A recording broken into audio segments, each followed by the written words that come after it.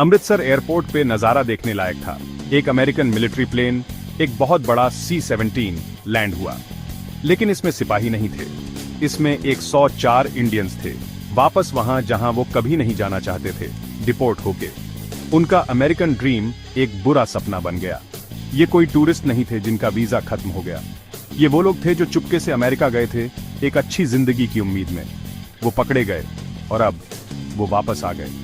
उनकी कहानियां लगभग एक जैसी होंगी, इंडिया में मुश्किलों की, अमेरिकन ड्रीम के लिए सब कुछ दांव पे लगा देने की।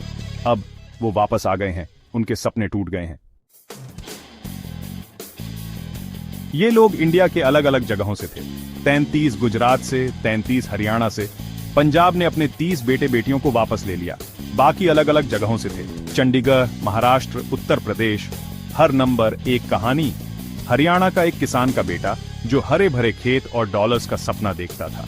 पंजाब की एक लड़की जो अपनी सीमित जिंदगी से भागना चाहती थी। गुजरात का एक परिवार अपने बच्चों के भविष्य के लिए जुआ खेल रहा था।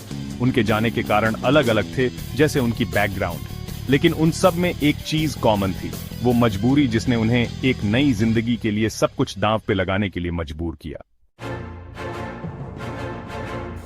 समय इससे खराब नहीं हो सकता था। प्राइम मिनिस्टर मोदी अमेरिका जाने वाले थे प्रेसिडेंट ट्रंप से मिलने। ट्रंप इल्लीगल इमिग्रेशन के बारे में बहुत बोलते थे और अब ये रहा सबूत से भरा प्लेन। इंडिया मुश्किल में फंस गया। सरकार को अमेरिका को दिखाना था कि वो अपने लोगों को वापस लेने के लिए सीरियस है, लेकिन उन्हें विदेश में रह रहे लाखों इंडियंस को जो लीगली रह रहे हैं, ये भी यकीन दिलाना था कि उन्हें छोड़ा नहीं जा रहा है। ये एक कठिन डिप्लोमेटिक सिचुएशन थी, एक गलत कदम और ये एक डिप्लोमेटिक डिजास्टर हो सकता था। सच ये है कि इल्लीगल इमिग्रेशन एक मुश्किल मामला है। इसका कोई आसान हल नहीं है। अमेरिका अपनी बॉर्डर्स की रक्षा करना चाहता है और इंडिया नहीं चाहता कि उसके लोग खतरनाक रिस्क लें।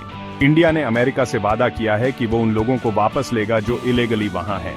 उन्होंने उन एजेंट्स पर भी सख्ती करने का वादा किया है जो लोगों को झूठे सपने दिखाकर बाहर भेजते हैं। आगे का रास्ता आसान नहीं होगा, लेकिन उन 104 लोगों के लिए और उनके जैसे अनगिनत लोगों के लिए दोनों देशों को एक रास्ता निकालना होगा। एक ऐसा रास्ता जो मानवीय हो, जिम्मेदाराना हो और खबरों के पीछे के इंसान